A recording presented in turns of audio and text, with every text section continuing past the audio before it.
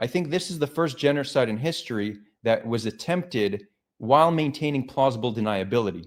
So again, I'm arguing that the way we're fighting this war is unjust. It amounts to one of the worst atrocities of the 21st century, and it fits neatly in the definition of genocide. Now, I don't care about debate on terminology, so I call it an atrocity. But yeah, I have no problem defending the case that Israel is committing a genocide in Gaza. Now, what I will say is that this isn't going to look like other genocides. I think this is the first genocide in history that was attempted while maintaining plausible deniability. That's what Israel's doing. So if you want to understand this genocide relative to other genocides, it's what does a genocide look like when the warring party tries to maintain plausible deniability on their genocide? And when we look at it through that lens, it all makes perfect sense. Okay, now let's look at actions that on a systemic level, how Israel's conducted themselves. There's been a very clear systematic destruction of civilian infrastructure, making Gaza unlivable. Water infrastructure has been decimated. Wells, desalination plants, and water treatment facilities. Cropland, the majority of cropland has been destroyed. Power plants have been destroyed.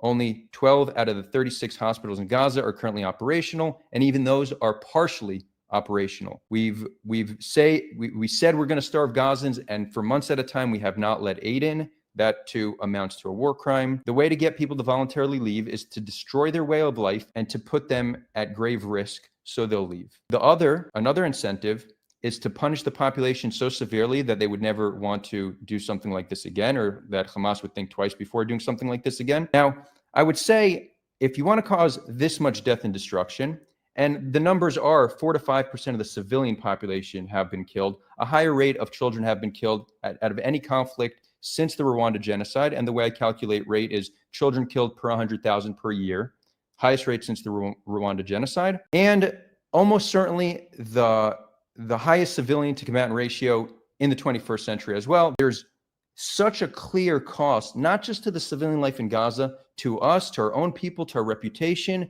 to the safety of Jews around the world, only for Hamas to still be in power and still controlling 30% of Gaza 2 years later. How in any way, shape, or form can this be seen as a well-fought war or a justified war? It very clearly amounts to one of the greatest atrocities of the century. And I say this with shame. I'm embarrassed for what my country's done. I'm embarrassed for what my people are supporting. And we are going to need to pay the consequences for this for generations.